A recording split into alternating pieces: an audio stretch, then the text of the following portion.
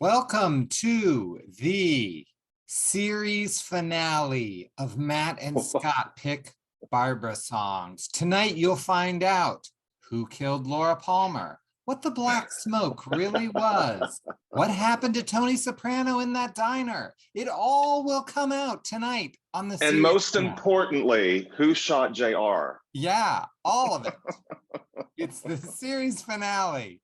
I can't believe we were canceled. It wasn't much of a cancellation. It was more like we ran out of albums. Barbara's just got to record some more. Yeah, I mean, what's her problem? Doing what, 70 some albums? Come on. Give a little. This has been an amazing experience for me. For you, I'm sure it's old hat to get to interact with Barbra fans, but for me, it's been so much fun. I feel like everyone's been super kind and really enjoyed the show. What has the experience been like for you? Yeah, I mean, we've got a little following now, Scott. I You know, the folks popping into the comments and leaving leaving their observations and their love. It's been fun. You know, I am an introverted kind of person, so for me to be on these videos, it's a little weird, but I have been enjoying it, and it's been fun. I think we're a good pair. We're a good team. Yeah, and I think that we would come out of retirement if Barbra wants to be a guest and promote her upcoming book, right? Would you accept Barbra as a guest? That goes without saying. Barbra is any place I hang my hat is home to Barbra. Please thank our guests. We had some amazing guests on this run. Yeah, well, Richard J. Alexander was the instigator of most of this, encouraging me to reach out to Jay Landers and to Bill Ross. And of course, Richard J. is such a huge fan as well as a collaborator with her. So he's always welcome, and he's so much fun to chat with and knows so much about her career. And then there's Jay Landers. You know, not only did he write the foreword to my book, which maybe it's time to show what we're here for. I mean, we like making the videos, but they're really to sell the book. We just happen to have fun along the way doing it. But this is the book that oh my gosh, I wrote, Barbra Streisand, the music, the albums, the singles. It comes out April 24th. It's a hardback. Oh my gosh, I want that book so badly. Why did I not keep that for myself? Well, yours are coming soon, so you're about to be inundated. I know, I'm about to have 400 of them. And then we had the style girl. Renee Nicole. Renee Nicole. She was beloved by the fans. People had a good time with her and laughed hysterically with her pairings, her alcohol pairings of each album that we discussed. I know. I just, as we were getting ready to do this, I was like, we really should have had her back on the last episode because, of course, Richard J. Alexander and Jay Landers were great guests. They knew so much, but she really cracked me up. So I liked Renee. Good time. And for those who are wondering, again, yes, people are here for you and me, and they're sad we were canceled. They're replacing us with a reality game show. I can't believe it. But the books are in Chicago. They've landed in the warehouse, which means they are now being dispersed to bookstores. And one of those shipments will be to me, so I can get the stickers that Matt signed in the books and get them shipped out. I would think, I mean, I've placed the order and they've said the order has processed, but it's got to get on a semi truck and come from Chicago to Florida. So I'm assuming we're a week or two away, but it's imminent. I mean, they are here and they're going out. And I will also say that 75% of the books we printed are spoken for. and the book doesn't even come out for a month. So this is going to happen fast. That's all. We're not really going to be pushing the book this episode because it's over, man. If you didn't order the book by now, heck with you. So we skipped an album while we were talking with Jay. So we are starting with the album we skipped, which is I call it the Netflix special, but what's the real title?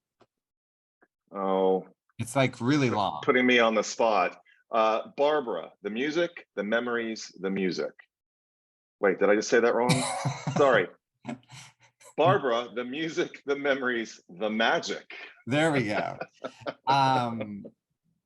I just rewatched this special, and there's some punk in the audience they show a couple times. Oh, it's so thrilling whenever I put it on to see me in the audience. I mean, it's weird, it's nostalgic, it's a great memory, but wow. And yeah, I think I saw Robin too, right? Robin was there for sure. There's a guy from oh, I'm gonna get this wrong. I think from Denmark, and he's tall and he's always clapping like this. He's on camera a lot. A lot of fans were there for that show. Yeah, that was Miami, December the 5th, if I'm not wrong. It was 2 days after my 50th birthday. And boy, that was such a treat. Wow. Yeah, that's incredible. I just rewatched it, and yeah, I have to say, I think it's her second best set list. Nothing's ever going to top the concert for me. Nothing can top that. But I was really impressed with the set list in rewatching it. I don't think I'd seen it since it came out. And the set list is really good. It's, Richard J. Co-directed this concert, and I think that he and Barbra and Jay Landers behind the scenes managed to mix standards with deep cuts with new songs. I think it's just really chef's kiss. Yeah, I mean, it was really, really well done. And I kept picking different songs. I said, oh, that's this one. Oh, it's going to be this one as it went on. But in the end, I'm picking Being Alive. It really moved me. I know she did it in Timeless, but there was something about this performance and the setup, and I liked what they had on the screen behind. That's Manhattan. That was my pick. Yeah, I love Being Alive. I love it in this concert. I think what a great version, and so amazing that she tackled it after all these years of not doing it live. I'm going to go with Climb Every Mountain with Jamie Foxx. I just think it's so exhilarating, that duet with each other, and they obviously enjoy each other a lot. And Jamie Foxx is flirtatious, and they have some great natural banter before the song begins. And then just that last note when Barbra and Jamie do kind of like the vocal wind up. I love Climb Every Mountain, and he did it at a couple of the other concerts, but I think this one was probably the best, and they got it on camera, so yay us. Yeah, that one really was good. It's probably because you're watching them, because I think it's essentially the same as what's on Encore, but there was something there's just a little electricity that isn't quite there on the studio album. Not that it's bad on the studio album. I will say that I was wishing that they would have sung one other song. It would have been cool to hear him sing What Kind of Fool, or maybe even You Don't Bring Me Flowers. I don't know, one of her other famous duets might have been interesting. Sure. Bring more Jamie, more Jamie, more Jamie. So then we move on to Release Me 2. Tell me what you did on this album, because you again get a credit on this album. I did less on Release Me 2 than I did for Release Me 1, because I think Jay Landers' work of sort of digging through the archives, Barbara's storage unit. That may that it's not her storage unit. That Yeah, she's got it down by the diminishes that mall. a bit. She's got the garage. They throw up there. Yeah. The code to get in is 2424. Anyway, anyway, I think most of that research was done for the first Release Me. So really, he had few questions for me for Release Me too. I do think that I was helpful in Jay finding Sweet Forgiveness though, because since Release Me 1, I had listened to a podcast that had Walter Afanasieff on it. And Walter confessed on that podcast that the first, I'll probably get this wrong, but the first song he ever wrote for Barbra Streisand, she recorded, something like that. And I said, what? And then he said it was called Sweet Forgiveness. And I was like, what? And I'd never heard of it before. So I went to my unreleased songs page and I listed it. I didn't know the year. I looked it up on the ASCAP site. That's a secret, you guys. You know, if you want to find out about songs, you go to ASCAP and search for song titles, writers, performers, and you can see a lot of stuff. But I couldn't find it there. So I stuck it on my site, and I think Jay saw it and did some digging, and who knew that it was part of the Ordinary Miracles recording sessions, which would have been 93 or 94, probably 93. And he brought that out of the vaults for our listening pleasure. Well, then I will start there by thanking you. And I mean, I'm just going to be shocked if we don't have the same pick on this album, but my pick is Sweet Forgiveness.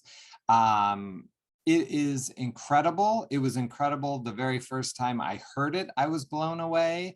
And I will tell you what a nerd Barbra Streisand fan I am. So what I love to do, I have the 45 of Ordinary Miracles. So I have the studio 45. I listen to that. Then I put Release Me 2 on and listen to Sweet Forgiveness because I know that's how they did it. You know, she spent that whole day working on Ordinary Miracles, and then one take, you get Sweet Forgiveness. And you just hear, I don't know, it's so interesting. To me, they almost inform each other, even though they're different topics, but you know they were recorded the same day, and there's something about hearing that. So that's what a nerd I am. I do them back to back. I love that. I should try that. I didn't think to do that.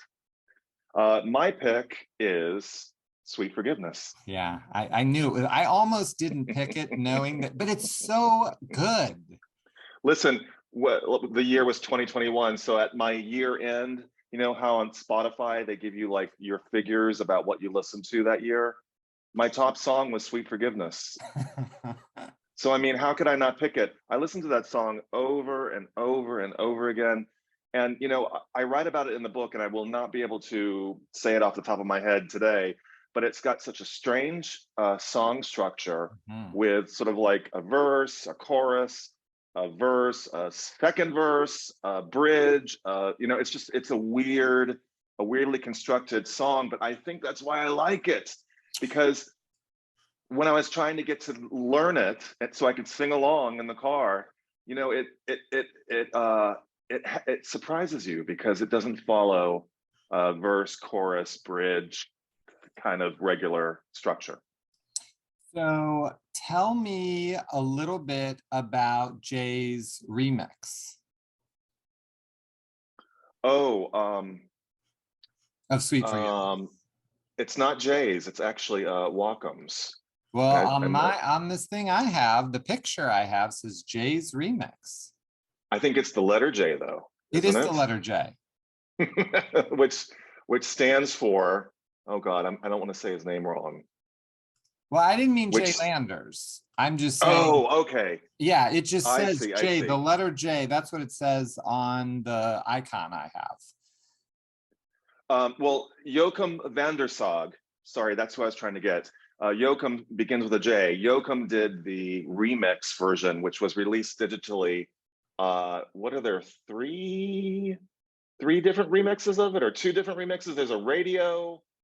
Oh God, I wasn't prepared to answer this, but I can look on a very special site. We should go with both sides. Now, I will say that at first I really liked the remix. It almost has more, it's not a dance beat, that's the wrong way to say it, but it has a pulsing beat. But over time, I found, no, I don't want that. I really want the version that's on Release Me. So the Yoakum digital EP, it has a 4-minute version and then a 3-minute 33 radio remix version. And I agree with you. I don't not like it. I just have to be in the mood for that rhythm. A lot of times I want to settle into the album orchestrated version and just listen to Barbra do her thing. Yeah, I mean, we of course hope Barbra performs again. And I mean, can you imagine a live version of Sweet Forgiveness?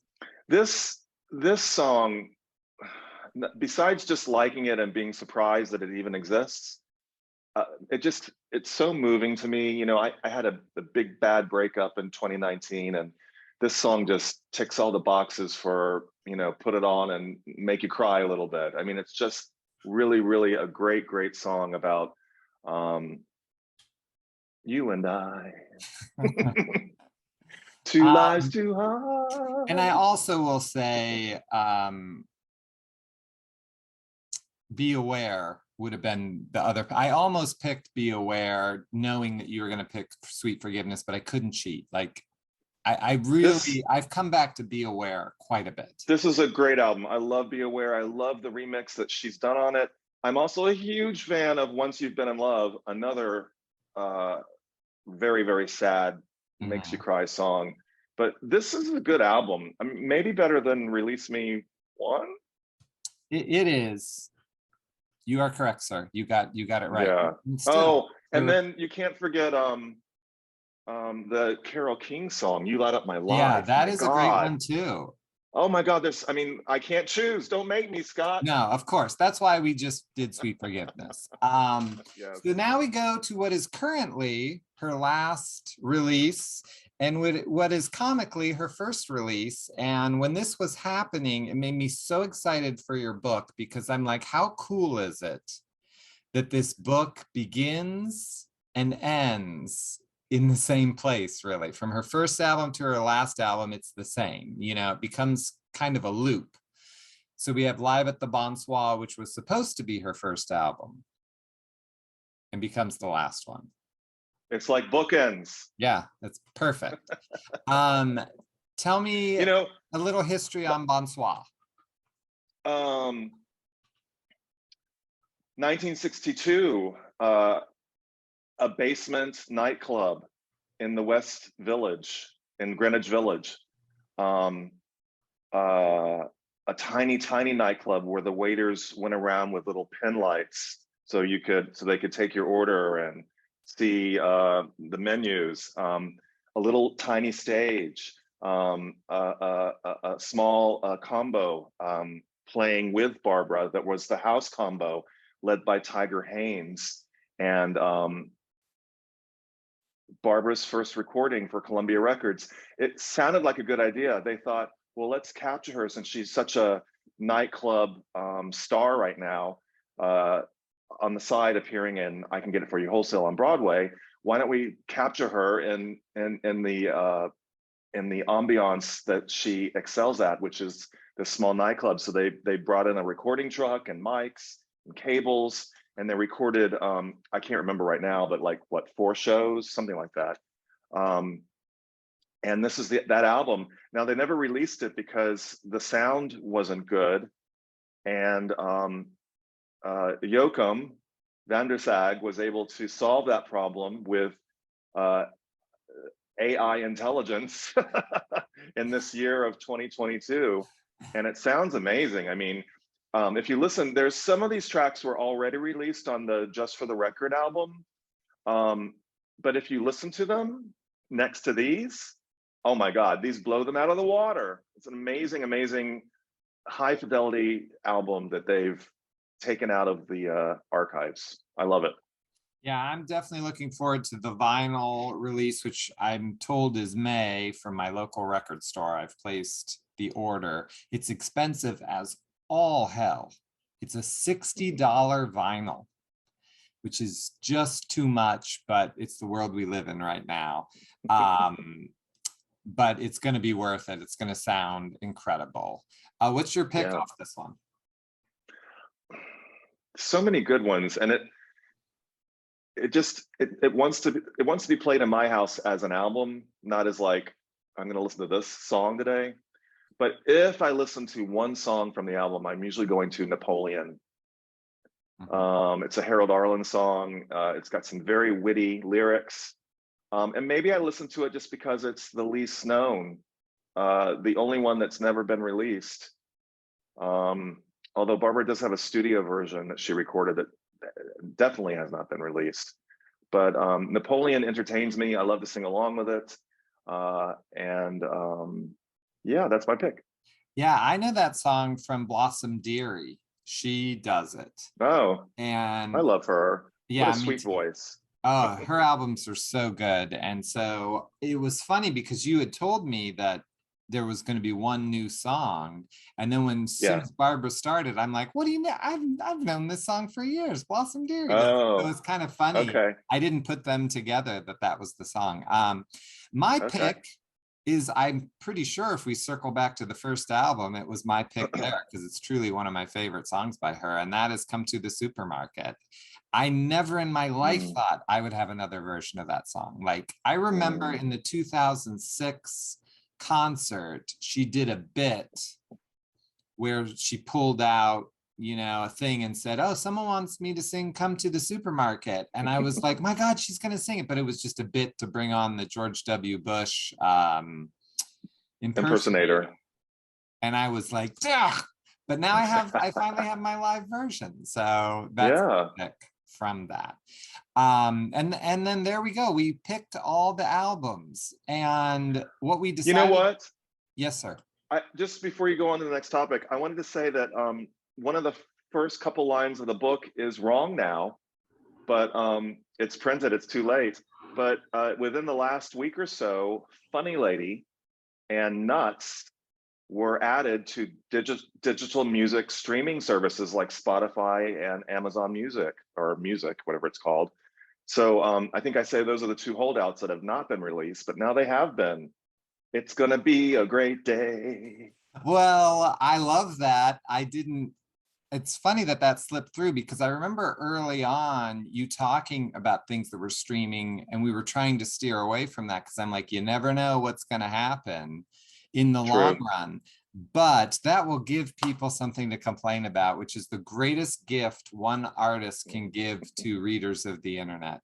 So I hope it is in there, because if you are trusting your music to corporations, you're not a fan of mine. You should be owning every Barbra album on vinyl and on CD, because in a second, that corporation can take away what you love. That will never happen to me.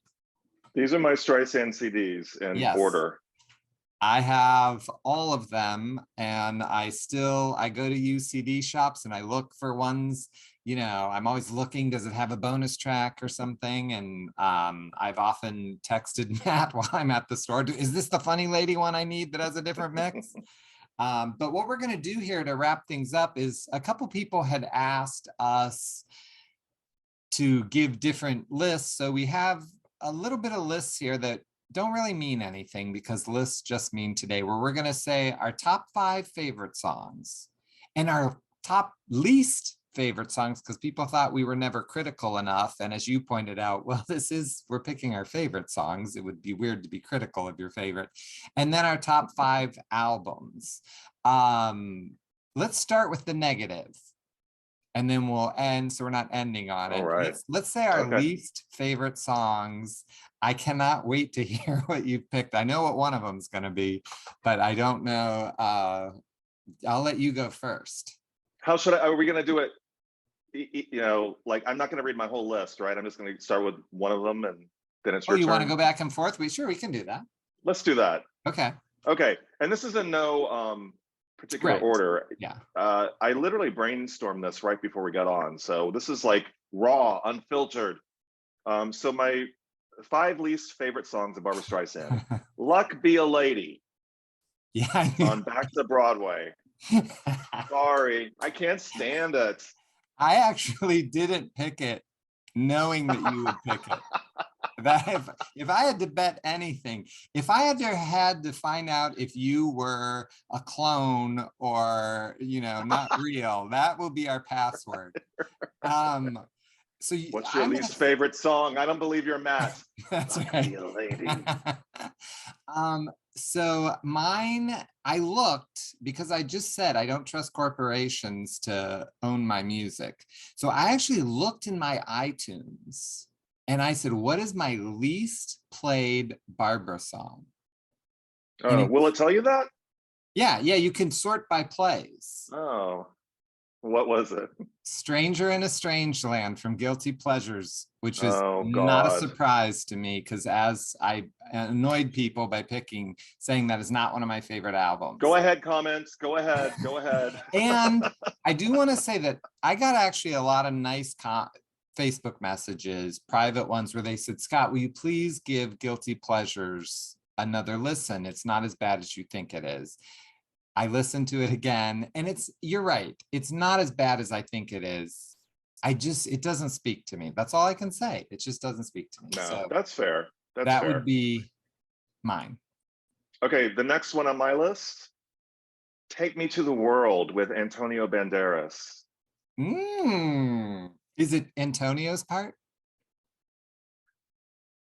Oh, we don't want to be mean. What? No. It's just I don't know. I haven't thought it through. Okay. I don't think they go well together for some reason. I don't know why. I don't like the dialogue either. And also I've said this before. I have Bernadette Peters and Mandy Patinkin's version on, was it Dress Casual was his album? Dress Casual. I have that burned in my mind because for years that was the only version, I guess, of that song. So I like their harmonies and their notes better than what Barbra and Antonio are singing. I don't know. I'm just not a fan. I'm sorry. No, but I wish we would have been friends for all these years because I love Dress Casual and I feel the same way. Their version is so much more, I get moved, but to me, I'm going to mess it up, but Antonio, and he has some line in there that just makes me laugh. Like, am I not enough for you? Or I don't even know what it is, but it just sounds like a bad movie dialogue. It's the only one. I like the dialogue on Encore, but I didn't pick that one. I like he's that. Talented. He can sing. I love him in Evita, but not on this song. Sorry. Well, it is a really hard song. So my next pick is Lost in Wonderland from Release Me. I just don't like the melody. Again, it's not her performance. There is something about the weird notes and keys in that song. I mean, it definitely is Lost in Wonderland. So they achieved what they wanted to achieve, but I don't enjoy hearing it. I mean, yeah, that's a busy song. That's a busy song. Okay, next for me, Step in the Right Direction from Emotion. Yeah.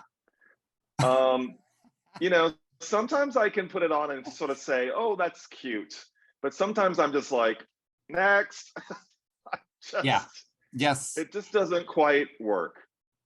So my next, first of all, I'm having so much fun because I'm just imagining people being devastated with us. And again, we have proven with 20 episodes how much we love Barbra. We're just throwing these out. There was no thought done on this, but I get honestly offended by As If We Never Said Goodbye, the Brooklyn Live version. With the special lyrics? Yeah, because I love that opening for the concert so much that I feel like it should just have been that moment. Now, I totally get her saying I've come home at last is a no-brainer for that opening. And I get if you were there that night, how great it is. But we're talking about picking tracks. Do I want to hear the Brooklyn version come up in my phone as If We Never Said Goodbye? I do not. I want to hear the concert one. So it's kind of maybe an unfair pick, but it's hard to pick songs, that that you don't like, and that's one of mine. Okay, that's fair. I understand. Next on my list, this is number 4. We have one more to go, is the song Memory from Cats, Andrew Lloyd Webber. I know it is one of the best songs in theater ever. I know that many people have covered it. I know that it's a showstopper. I know that it's Andrew Lloyd Webber. But for some reason, I just don't want to hear Barbra sing it. I don't want to sing along with it. I don't want to, when I put it on, it kind of brings me down. I agree. I didn't think of it, but you're right. There's a funny line that she has in her Music Care speech, not on the Blu-ray DVD, but if you find uncut footage, Barry Manilow sings that song for her that night. And then when she gets up to accept the award, she says, "What is that song about, Barry? I think it's about vampires." It's funny because I was thinking, to me, I just don't like that song. I don't like Barry Manilow's version either, and I love Barry Manilow. Yeah. So I'm more of a Sondheim person than Lloyd Webber. It's funny, we both just picked Lloyd Webber songs. I didn't even put that together. Yeah. So now I've got number 4. This is really up there on one of my least favorite Barbra songs, for realsies, all the way around, and that's Splish Splash off Wet. I don't get it. Slipping, sliding. It just sliding, gliding. I'm just curious. I would love to have been on the pitch to Barbra with that. And I get that they're doing a concept album, but I feel like just we could have maybe found something else to. I don't know. It's just, it does not work for me. She sounds like she's having a lot of fun. But she's splishing and splashing. Yeah. But flipping do I and want to hear sliding. that? Not so much. I'm calling the cops. Keep it down over there. Okay. I think that song's fun. I have fun with that song. My last one that I jotted down is Honey, Can I Put On Your Clothes? Which I think is Songbird. I think that's Songbird. Honey, honey, can I put on your clothes because I'm I don't know. I'm not feeling that song. It does seem like a song that you should be lighting up a joint and listening to. Even that feel like by the hot tub when you're singing Splish Splash. Slipping, sliding. For reals, I'd like to see someone create a Spotify list of these 10 songs when we're done. Someone make that happen. Okay, so my last pick. Yes. I've been waiting to talk about it. I almost talked about it when we covered Higher Ground, and I mentioned to you, and that's when we said, let's on the last episode say our least favorite. So this is my all-time least favorite Barbra song, and it's not her fault, and it's nobody's fault. It just, I can't stand the concept behind this song. And I honestly feel like if I got to interview Barbra someday, I would ask her about it because I think she could probably help me interpret the song better. But it's If I Could. The concept behind this song as a parent drives me crazy. If you could, you would take every bit of pain and heartbreak away from your kid? What? That they aren't going to grow. They're not going to learn. That's how we become human beings. Like you just said, the heartbreak you had, you poured into sweet forgiveness. And just the idea that it just really bothers me. And the first time I heard it, I was like, I wouldn't. This is a horrible idea. And I get, maybe I'm taking it too literal. And I will say that my kids were 1 year old when that album came out. And it might have just hit me at that time, but I can't listen to that song. I get angry. And I have a feel, and you know how Barbra really works on her songs. I just want to know what she's thinking. And I would love to have that discussion because it's not like it's a bad song or her performance is bad. It's the concept.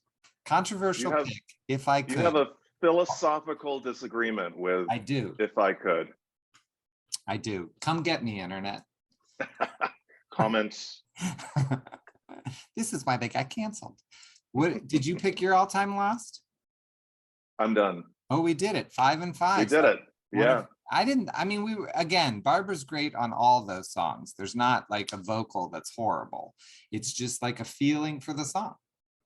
All right, well, now we go from the distasteful least favorite picks. Ugh, what were we thinking? To our top favorite picks. I love this. This What do is you got? songs, right? Yeah, this is Songs. songs. Our top 5 favorite Barbara songs. Okay. Well, it's kind of singular to me. It's weird and quirky, but for some reason, I love "I Never Has Seen Snow" so much. I know it's a weird song. I know that people don't listen to it that often, but I do. I love it a lot. And it was always my wish to hear her sing it live in concert. But I'll settle for Barbra Streisand and other musical instruments. Um, and I will say that because of you, I now know that song because I never listened to music instruments. And then after reading I remember the first time I read your chapter on that, I actually went and found that song and I was like, oh my gosh, this is so good because it doesn't have that feel of the rest of the album. The arrangement, the vocal. Really good. Oh, yeah. A very, very good song. So just like I did, I went to my iTunes to see what was my most played Barbara song. And it was, not surprising, You're Gonna Hear From Me, which is my favorite Barbara song. I've talked about it probably too many times on this show. I'd never heard it before she did the movie album. We talked in our episode how the movie album is kind of controversial, but I think people need to get over it. Like the songs that are on there are incredible. And her vocals, is that 2005? What? It has to be before 2003. I mean, her vocals she was just incredible on that album. Yeah, I love that album. I have, oh no, I don't, never mind. Yeah. Should I go on to my second favorite song? Again, these are jotted down. These are just my feelings today, but I can't stop listening to Sing, Make Your Own Kind of Music, the opening medley from Live at the Forum. That medley makes me so happy. And I've often wished Barbara would open a concert instead of Never Say Goodbye. Maybe she could open with Sing, Make Your Own Kind of Music. Anyway, I think it's so delightful. It's such a smart way to mix a song from Sesame Street with the Mamas. Is it the Mamas and the Papas? Yeah, Mamas and the Papas, which, you know, those were in 1972, just huge songs. So it makes me so happy to listen to that medley. Love, Sing, Make Your Own Kind of Music. Definitely. That's such a fun song. My second pick is Being Good Isn't Good Enough from Release 1. I'm sure I've said this on the show as well. It's just, to me, there's nothing more Barbara than one, singing a song called Being Good Isn't Good Enough, and then also thinking it wasn't good enough and you didn't put it on an album. That's like 2 on point. But that song means a lot to me, and is also, again, a spectacular hype song. If you need a hype song, if you need a pick-me-up, I'm telling you, listen to that song and it's got to be cranked. I love that song. Oh my God. Jay Landers played it for me over the phone before the album came out. And I was like, oh my God, that's going on the album, right? Wow. Yes. I did not choose that song though. My next favorite song is I'll Never Say Goodbye from the Marilyn and Alan Bergman album, also known as The Promise. Sung, as I've said before, magnificently on the Music Cares TV special. I mean, it just has everything. It has the acting, it has an amazing orchestration, it has a key modulation on and on.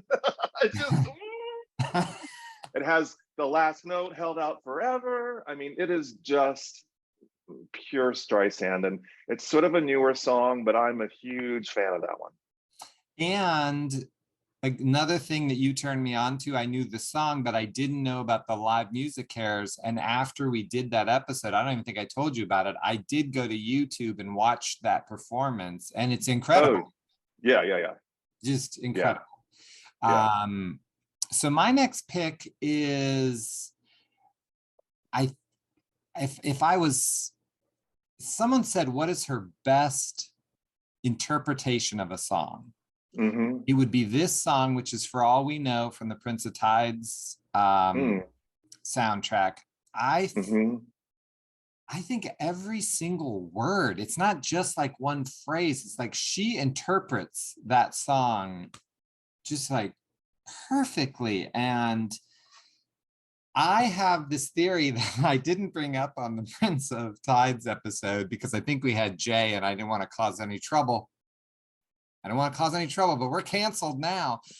But tell me if I'm wrong about this. I'm going to put you on the spot. I think that was the last breakup song, or maybe not breakup, but A Man Did Me Wrong song that she sang for maybe like 20 years. I think you have to go all the way to Encore or things. She really gave up singing those songs because she met James Brolin on Mirror Has Two Faces. And I mean, I can think of Je Me Quitte Pas. I mean, which is 2009. Yeah, okay. And Maybe this is you're right. 1991. I'd have to get back to you after I researching don't that, think, but you're probably right. Yeah. yeah, I've done some work and I wanted to bring it up with Jay because I know he brings a lot of songs to her, but I didn't want to seem like I was criticizing. It's not a criticism. I think Barbra Right. changed. She didn't want to sing the songs where the women, you know, are suffering, but she does it so well. And For All We Know, it's just incredible. I love that song. Yeah, great. I do too. Thank you so much. My next one is, and I'm changing it on the fly here. I'm not going to tell you what it was, but well, you I picked 6, so you can slip it Oh. in if you want. Okay. Well, when you said just in your chatting just now about if somebody says, what's a quintessential Streisand song? Play me a quintessential Streisand song. Right. That made me think about changing this. And I'm going to say Bewitched, which is just, she's sung in her act forever. And then she sung as recently as, you know, the 2012 concert Back to Brooklyn. I just think it's an acting, it's a perfect acting song for her. And to see her on video, I mean, I know that we're talking about music, but to see her on video perform it, whether it's 2012 or the Judy Garland show, it's always amazing. She always does a great job. You can see the wheels turning. You can see the feeling behind her eyes. I love that she drops off the word bewitched, like on the 3rd stanza, because she's no longer bewitched. She's like, bothered and bewildered. She's not bewitched, but she is bothered and bewildered by this person. So I just think it's a great way to see Barbra act and sing. So I got a pen. I've got a pen and paper. Okay. Are we playing tic-tac-toe? No, we're playing, I think we'd be playing the dating game or something, but I've written down the best version of Bewitched. Oh. You mentioned she sung it a bunch of times. What's the best one? Does it have to be a recording? Can it be a live? No, live performance. Judy Garland show. Yeah. Hands down. The Judy Garland show blows the 3rd album out of the water as far, and I actually captured it. That's the version I have in my phone, is from Judy Garland. Tell me why. Why is that version? Is it because we see her? Do you think that's the difference? I think it helps. I mean, if you close your eyes and listen, it's still a great vocal, but to watch her, and it's all, you know, one close-up, there's no edits. Right. Everything that happens on her face. And, you know, she gives us some profile, she does a head thing, she does her hands. I mean, the performance is amazing. It's really amazing. is. But it's not just external things like fingernails and hair. It's like she's got a little interior monologue going on inside, and that's why I respond to it. It's amazing. Yeah, that Judy version is incredible. I just got all goosebumpy and things just thinking about it, because it's when she Yeah. does that. And to me, that's how I feel about For All We Know. Okay, so my next one is Putting It Together from the Broadway album. Oh, yeah. This song and the Broadway album is the most important piece of art in my entire life. I knew Barbra as a radio artist, and my mom liked her, but it was hearing Putting It Together. I'm sure I told that story on the Broadway album thing, but that moment changed my entire life, and it made me a Sondheim fan forever, and it made me a Barbra fan forever. So, and I love it in Sunday, but the way of Barbra and Sondheim moving it down to 3.5 minutes over the 7-minute song that it is in the show is just incredible. Incredible. I love Putting It Together. It's so fun to sing along to, too. And thank God they printed the lyrics correctly in the liner notes, in the fold out, because that's how I learned that song, which is very complicated. Yeah. Yeah. Definitely. Okay, I have one ahead. more thing. I have a version of that song that no one in the world has. So take that. So because I'm a psycho, in the making of the Broadway album on DVD, right, they have extra dialogue from Sidney Pollack and Geffen. David Geffen and Ken Silk. Yeah. That does have a different. I put it all on my computer and faded the versions. So I have an alternate version of Putting It Together that has all that. If anybody wants it, contact me. I told Jay about it too. I said, you guys could have an alternate version where you could have all that stuff. You just got to get to Barbara Walters, because 2020 is the one that owns that footage. But so yes, Putting It Together. Your pick, sir. I love it. Don't Rain on My Parade. How could I not? I mean, it's so fun to sing along to. There's so many different versions. You could just be in the mood. Like, I feel like the concert. I feel like the movie. I feel like the Broadway show. Most of the time I feel like the concert. What a great version that one is, with Marvin Hamlisch's classical-esque accompaniment or arrangement of that song. Don't Rain on My Parade. Don't. And it's interesting because she's done a lot of different versions, and you just sent me the Target version from 2006, and I listened to it. I'd never heard that. It's not on my version. I don't think I have the Target one. And it had like a syncopation to it that was completely different. It's different. It's different. I kind of say that it sort of marries film and Broadway version. It's not as bold as the film, and it's not as measured as the Broadway. It's sort of a happy medium. It's a great arrangement. Yeah, it was very interesting. Thanks for sharing. So my next pick is Ordinary Miracles. I love this song. And, as much as earlier I said I was annoyed that she pulled As If We Never Said Goodbye out again, I'm kind of disappointed that she never sang Ordinary Miracles again, because those lyrics are so important. We need to hear them all the time. Like, I've never gotten sick of that song. And I know that she asked them to write it for her philosophy, and whether it became my philosophy from her or it mirrors mine, I truly do believe that we make a difference every day by small acts of kindness. And I wish people would cover that song. Like, it doesn't even really exist. You know what I mean? They don't put it on compilations. It's not out there, but to me, it's one of her greatest hits. I love that song. Maureen McGovern has recorded it. It's a nice recording by Maureen McGovern, who did, I think it's a Bergman album. And obviously that's by the Bergman. So you should check out Maureen McGovern's. Yeah, Ruthie Henschel recorded it too. Okay. But nice.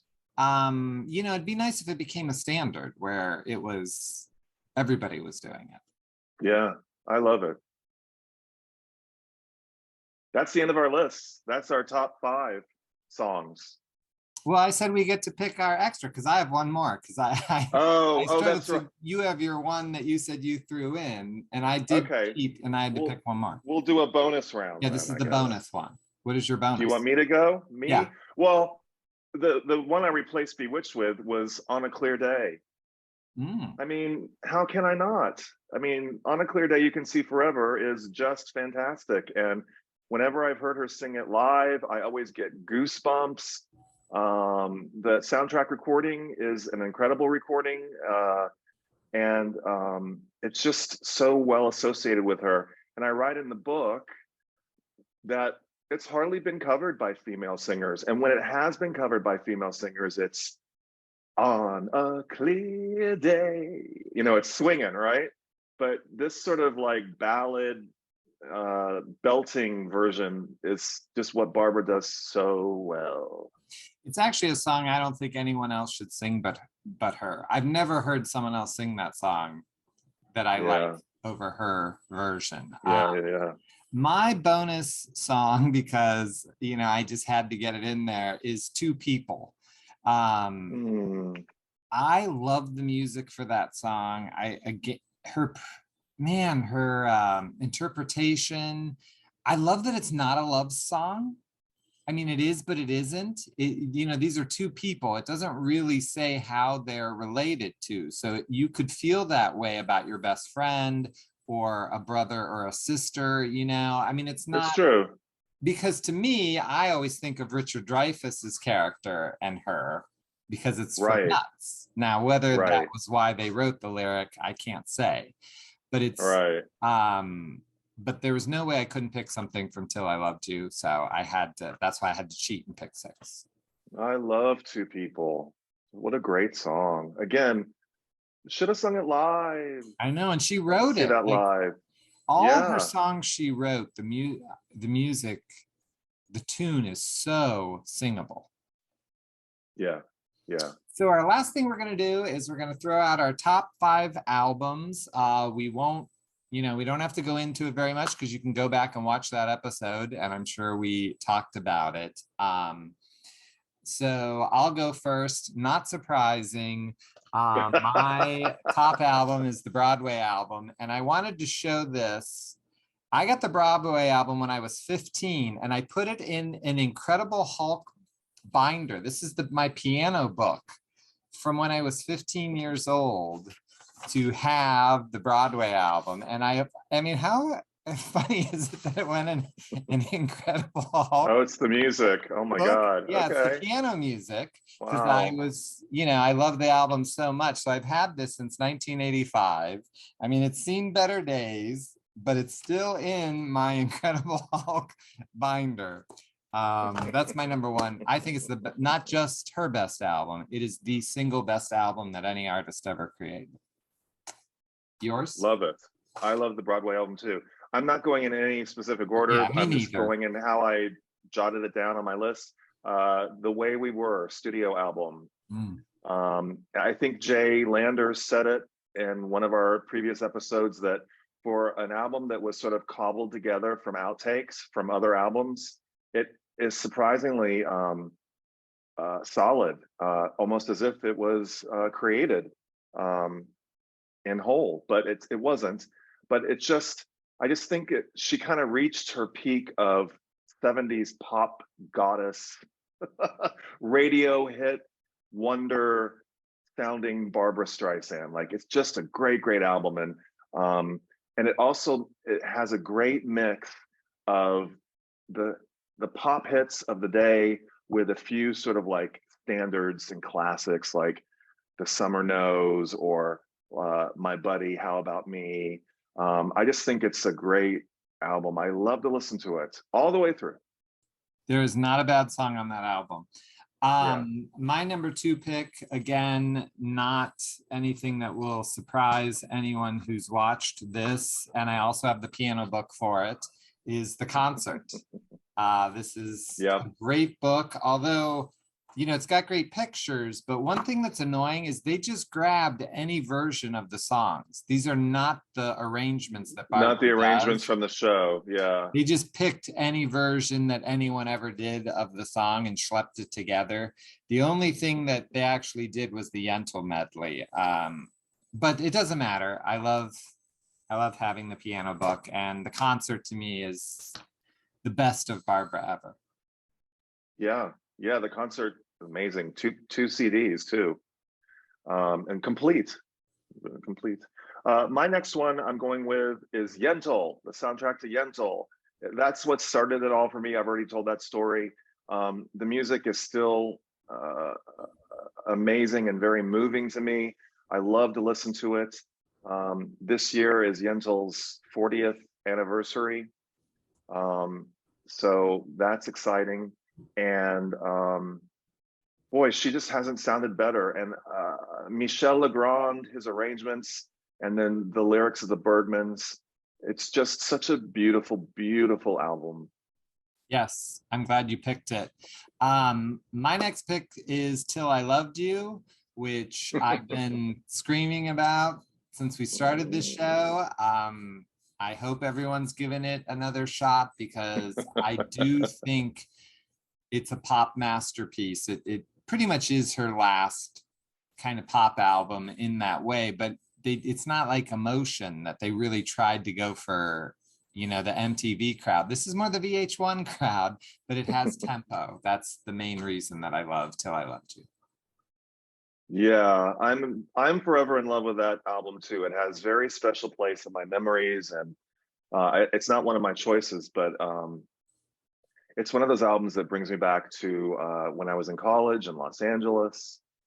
Very specific. And you Wow. know, Yeah. I just remembered this. A friend of mine just like a week ago said, "Hey, I'm at an estate sale and they have this." And they sent a picture, and it was a gold or whatever you get for 1,000,000 copies of the single of Till I Loved You, but it was like $400, and I'm not paying that. But really, the single of Till I Loved You sold 1,000,000 copies? That's insane. Like, just think of I don't know how if that's popular. true. I know that's what I thought. I don't know if I believe that, but it was the single. It was definitely the CD single of Just Till I Loved You, and had the picture of Don, you know, it was the single cover, but then it was the CD and it said 1,000,000. And I thought, I think that's a fake because there's no way that single sold 1,000,000. I'm sure the album did, but You know, I don't have sales on my website. I forgot that. I have how many weeks it was on the chart and how high it went, but I don't I have think it went like sales. 37 or something. It didn't go that high. 25 was the peak position, but it was on the Hot 100 singles chart for 12 weeks. Anyway, you know, those little gold record things, I always wondered about the legitimacy of them anyway. Can't anybody just make up a plaque and slap some vinyl on it and That's what it looked sell like it to for me. $400? Yeah, I didn't buy it, even though it was Till I Loved You. But what's your next one? The Broadway album. So I don't have much more to say than what you said. I mean, the Broadway album is kind of classic Streisand, and I'm in love with just about every track on it. And the cover art, I mean, we haven't talked about cover art. I mean, The Way We Were cover art is amazing. The Broadway album, the cover art is amazing. The package, the fact that you could pull it out and it had the lyrics, like I said earlier, the photographs, the publicity around it, I still remember on Barbara Walters, and just all the interviews and the music video for Somewhere. I mean, the Broadway album is one of her biggest albums ever, and still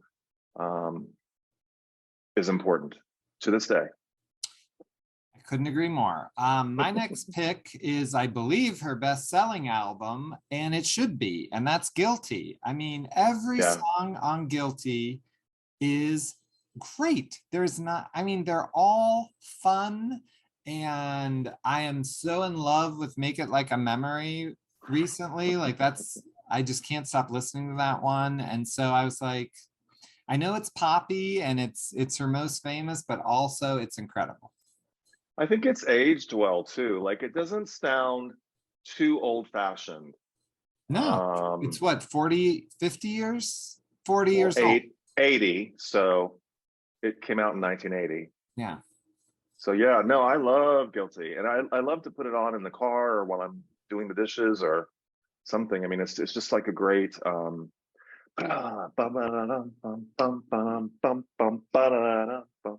it's fun. Okay, enough of me dancing. I'm going to my next one. So this is we're picking 5 top albums. I'm on number 4. Love is the Answer. Mm. And I've already stated it. I won't go into it again, but I just, it's 2009. I think it's one of her best albums ever. And she and Diana Krall somehow put together this amazing gem of an album with Barbra singing standards and show tunes and jazz songs. The arrangements are great. I think Barbra's in great voice. Again, a great cover, a great color story. That sort of seafoam, I don't know, blue, I don't know what it's called. But anyway, I love Love is the Answer, and there's so many songs on it that I still play. And I love the fact that they released the quartet version and the orchestrated version. That was pretty cool. It was. So I'm on my last pick. Yeah. And I really mean this. It's Release Me Too. I'm still grabbing Release Me Too and putting it on the record player weekly.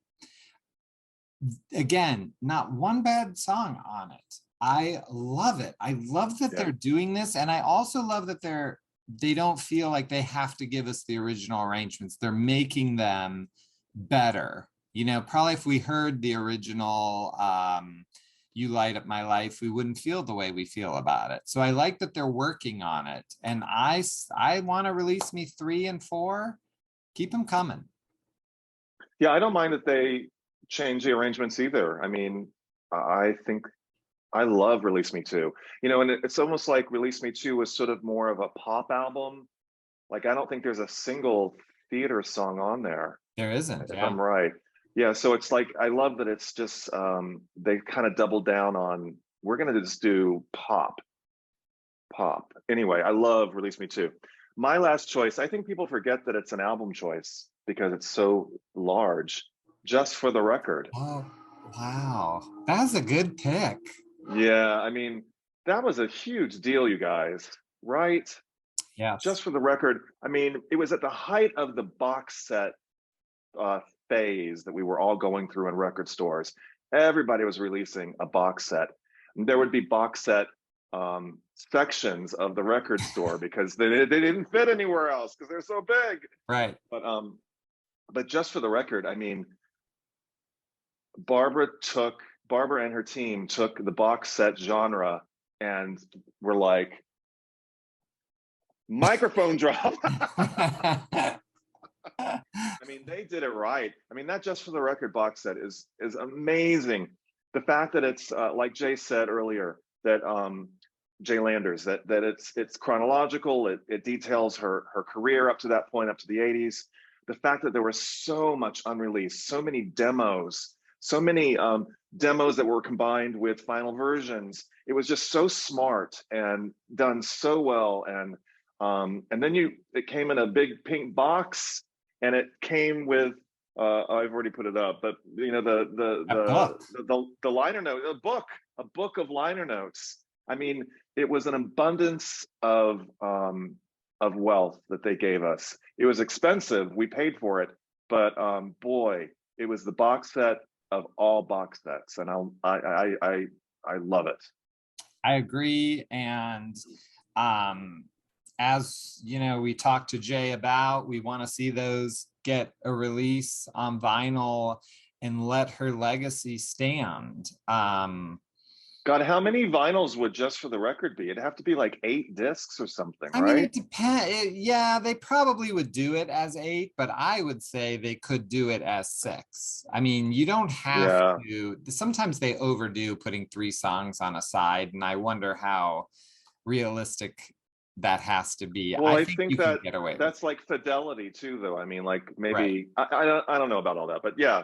Anyway, I think they Yeah, could, let's have it I would vinyl. say, who cares if they spill from decade to decade? Don't worry about that. Just get them out. Yeah. And I hope that that happens. If your book does anything besides make people happy, which it's going to, I really am hoping that this will force the music industry to take a look at the greatest singer of all time. I mean, Yeah. maybe we had a lofty goal in that, but I almost feel like it's happening, like that they're gonna look at all these songs. Well, I gotta say, I think I had a little small part to do with Funny Lady and Nuts coming out on Spotify because, I did that podcast or the video where somebody asked about them, and boom, they were up the next week. Yeah, I mean, as a fan, your website has always helped me find things, a lot of covers, because again, I own my own music, so I have all these MP3s. I've gotten a ton of single covers from your website and put them on there. And, it's fans like you that keep someone like Barbra or the Beatles or Elvis Presley or Bob Dylan alive. It's not the record companies, no offense to Columbia, we love them, but they have a load of artists to care about. You care about one. That's because she's so fantastic. And if it hasn't been said, it can and should be said that despite our critiques and despite our digging down deep into everything Barbara's recorded, at heart, I am just a huge, huge fan. I mean, that's at the crux of all of it, is that I love her a lot as a recording artist and as a person and as an entertainer. I'm a huge, huge fan, first and foremost. And that comes out in the book, which you should be so proud of. I think when people see this, they're going to be shocked. They think they know what they're getting, but they don't. I like to think of myself as a big fan. I've owned all her music for years, but I learned a ton from you and from this book, and people are going to as well. We didn't really ask you to buy the book. It's Tucker DS Press, but to be honest with you, I have to ship so many of them. If you didn't buy it now, just to heck with you. We've given you all of this. Thank you, Matt, for coming on this journey with me. It means Thank so you, Scott, much. for inviting me. Yeah. I look, I made a book. Where there never was a book. Thank you, everyone. Continue to share these, and we will come back if Barbra wants to be a guest to promote her book. I mean, we did this for our book. We do it for her book. Am I right? Absolutely. I'm going to be on Richard Skipper's show on April 24th when the book comes out. I think we're live. Of course, that's Barbra's birthday too. So, if you're missing these videos, tune in to Richard Skipper April 24th and see me talk some more about Barbra Streisand and my book. Well, thank you, everyone. And, note to be continued. It's just a series finale. That's all.